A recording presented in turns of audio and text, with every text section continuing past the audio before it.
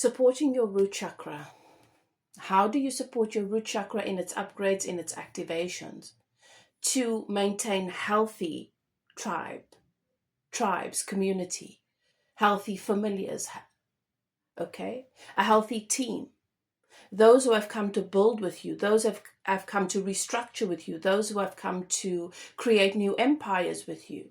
How do you contribute to supporting your root chakra, the energy center that governs security, stability, and respect within your extended community? When you receive that calling, because it is happening now all the time. We are being upgraded and an automatic purge takes place, and that is our indication that we are being called to support that energy center. So how do you know that you are being called? Inflammation in the body, okay? Pain in the skeletal or muscular system, pain in the hips, pressure in the hips, legs, knees, feet, okay? Hands. How do you respond to that call with honor? Process. Okay. The relationships that are falling by the wayside, the relationships which you no longer feel secure in, where your worth is, where you find yourself questioning your worth in relation to those relationships, you want to begin to honor and recognize where they may be compromising their own core frequency of stability and security by trying to avoid their own insecurities and find distraction in false sense of security or in other relationships that might seem more stable to them at the time, might offer more security, might have been around for longer. You want to recognize your feelings about it, your sense of anxiety and perhaps disappointment, and honor their higher truth, what they're trying to give space to, even though they're not able to give space to it in the relationship with you at this time. So relationships that seem to be falling by the wayside, you want to begin to write lists in your journal about all the ways in which they've come to mirror to you your own stability, your own security, and what it is you deserve. What they've come to teach you, how they've come to honor you, and how they've come to remind you that sometimes we have the best of intentions, but by avoiding ourselves, we sabotage them. Relationships that often mean the most to us. You want to be aware of the story, the narrative that is familiar to you that comes to the surface, and journal about it. What is the little voice saying for you in this moment where you may be experiencing loss or disappointment at a relationship? You want to write that down, journal it, give that voice space. Honor that voice. And allow yourself to nurture this age-old story that has been a part of your deepest wounds. And then meet it with your truth, the truth about who you are. That many times, most times, other people's actions or lack thereof has nothing to do with you, and everything to do with what you mirror to them and what you offer them, that they are not ready or willing to receive. Other ways in which, so journaling is going to be very, very important. You have to make this time for yourself every single day to support the root chakra. Your root chakra is going to affect your support in the world, your security, which is home, and your money. You don't want to play with that, right? Okay. You might have grown accustomed to letting people go,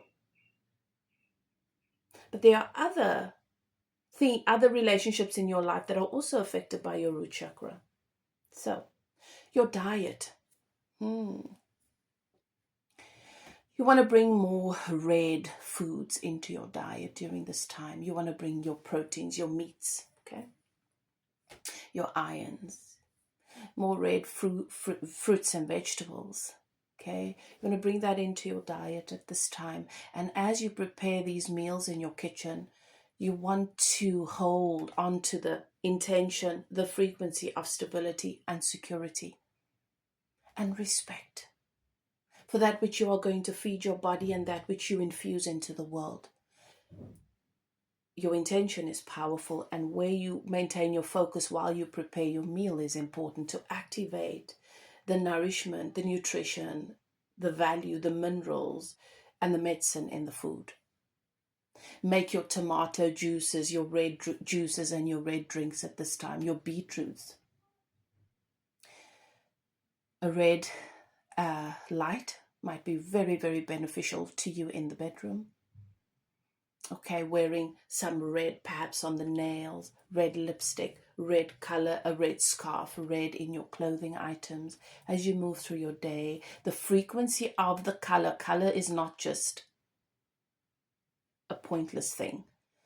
Color is frequency. There's a reason why our world is full of color, because color is medicine. The red crystals, when you meditate, holding red crystals in your hands, placing the red crystal on the root chakra. And in your breath work, breathing that red light into the root chakra, feeling it in your entire root chakra, your outer body, your muscular system, and particularly in your pelvic area. Breathing into that space and feeling the security and the honor that we are all reaching for as a collective right now, that we have to work towards, because it doesn't just happen to that like that. And some of us are going to falter and we're going to fall, we're going to stumble. Let's not take one another's stumble personally. Let's not take our own stumble personally. It is part of the process. Remember to honor it. But when you're doing your breath work, that you feel that security, that respect that you've had for everyone that you've ever encountered, and the respect that they've offered you, even in showing you lack of respect.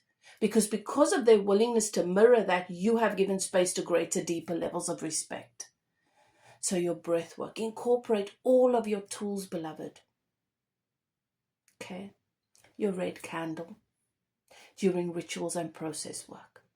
Light a red candle as you hold space for all of those who wanted to honor you, who wanted to keep their promises to you, who wanted to provide you with safety and security before they were ready to even offer it to themselves. And then, in essence, you're holding space for the part of yourself that is still becoming. Always willing to get ready, to be that stable place for you, so that you can let in more stability and security within your tribe. Especially when you are someone that offers a mirror. The path to unity is always to showing them their greatest fears and insecurities first. And this means you meet much too much rejection and disappointment in your holding space to honor them, to show them who they are and where they are.